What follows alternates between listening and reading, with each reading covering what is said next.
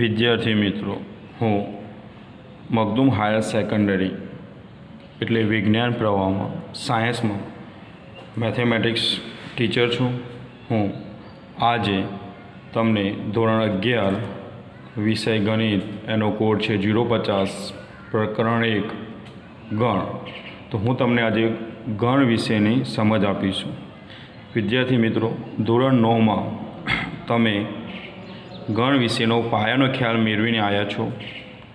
હવે એનાથી થોડો વધારે કોન્સેપ્ટ એટલે વધારે એક્ઝામ્પલ, વધારે નોંધ એ આ પ્રકરણમાં જોઈશું. તો ધ્યાન રાખો વિદ્યાર્થી મિત્રો, ગણ શું છે, ગણની વ્યાખ્યા શું છે, એની માહિતી આપણે આ પ્રકરણમાં લઈશું. તો ગણ એ ચોક્કસ વસ્તુઓનો સમૂહ છે, એટલે કોઈ પર્ટિક્યુલર વસ્તુ હશે બધી જ, તો એ સમૂહ હશે તો એને ગણ કહીશું.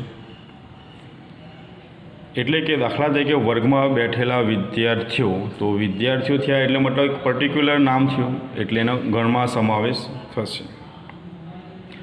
ત્યારબાદ સામાન્ય રીતે ગણને અંગ્રેજી મૂળાક્ષરોના કેપિટલ અક્ષરો ABC વગેરે વડે અને ગણના સભ્યોને અંગ્રેજી મૂળાક્ષરોના નાના અક્ષરો એટલે સ્મોલ લેટર ABC વડે દર્શાવાય છે.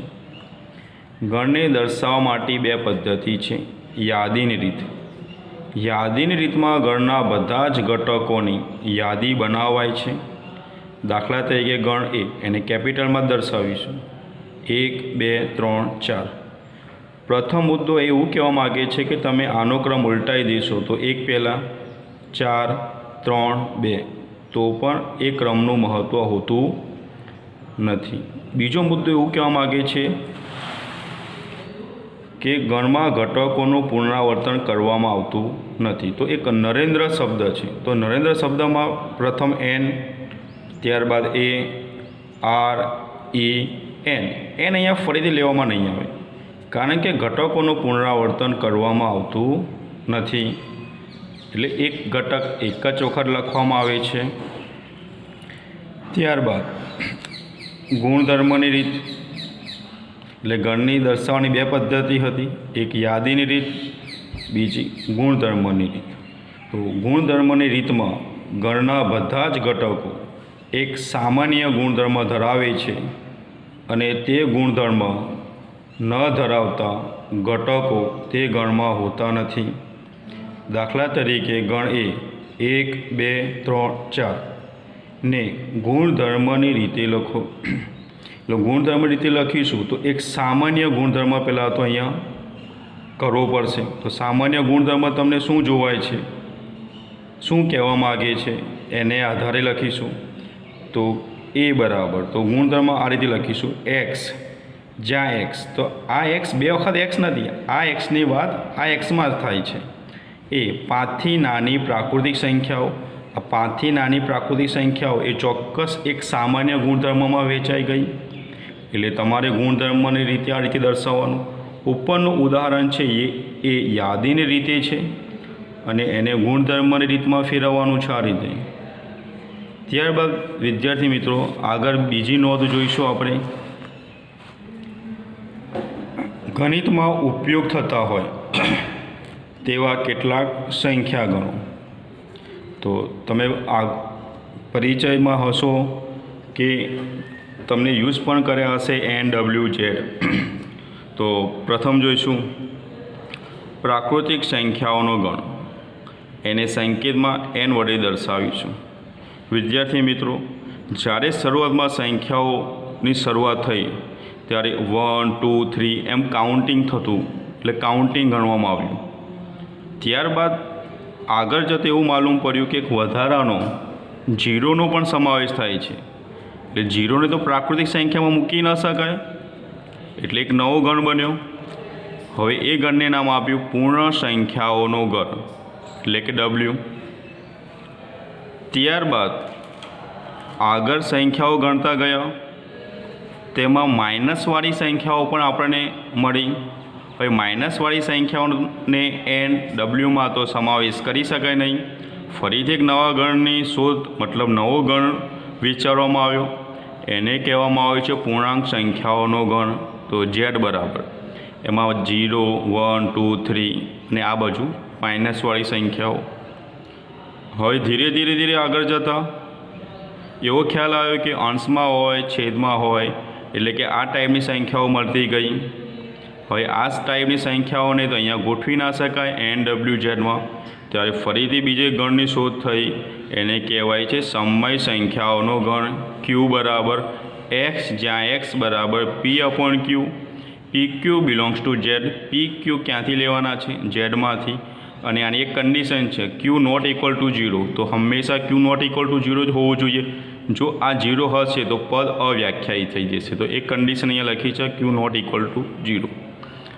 ત્યારબાદ વાસ્તવિક સંખ્યાઓ ગણને R વડે દર્શાવી. જો બધી અઢળક પ્રકારની સંખ્યાઓ પણ મળી, તો એ બધી સંખ્યાઓનો સમાવેશ એમને Rમાં કર્યો. હવે ધન વાસ્તવિક સંખ્યાઓ હશે તો એને R પ્લસ કહીશું. હવે ધન પૂર્ણાંક સંખ્યાઓ, એટલે ધન પૂર્ણાંક એટલે કે આ બધી બાજુની સંખ્યા અહીંયાથી લઈને અહીંયાથી 1, 2, 3 તો બધી પ્લસવાળી છે અને Z પ્લસ કહીશું. અને બધી આ સંખ્યાઓ પ્લસવાળી હશે આ બાજુની તો એને Q પ્લસ કહીશું. અહીંયા નેગેટિવ હશે તો માઇનસવાળી, પ્લસ હશે તો પોઝિટિવવાળી. હવે બીજો એક ગણ છે અહીંયા અસમય સંખ્યાનો ગણને T વડે દર્શાવીશું.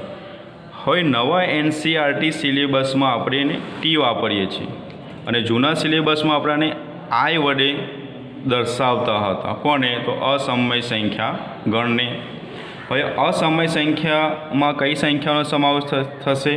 તો વર્ગમૂળવાળી, આગળ માઇનસ હોય, વર્ગમૂળવાળી હોય, 3 ની 1/4 5/3 ની 1/7 પાઈ એ આ બધી એપ્રોક્સિમેટલી વેલ્યુ લઈએ છીએ આપણે, આશરે કિંમતો જેવી સંખ્યાનો સમાવેશ Qમાં થતો નથી, પરંતુ T એટલે કે અસમય સંખ્યાઓમાં સમાવેશ થાય છે અથવા તો વાસ્તવિક સંખ્યામાં. વાસ્તવિક સંખ્યામાં તો બધા જ નંબરોનો સમાવેશ થાય છે. ત્યારબાદ ઉપરનું જે હતું આપણે એક ગણ હતા, એના સંકેત હતા, એ સંકેત યાદ રાખીશું અને એને એક્ઝામ્પલમાં ગણવામાં મદદરૂપ થશે.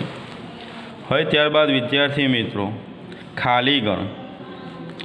તો જે ગણમાં એક પણ ઘટક ન હોય તેવા ગણને ખાલી ગણ, નલ સેટ અથવા રિક્ત ગણ એમ્પ્ટી સેટ કહે છે. ખાલી ગણને ફાઈ અથવા છગણિયા કૌંસ એટલે ખાલી છે અહીંયા જુઓ વડે દર્શાવાય છે.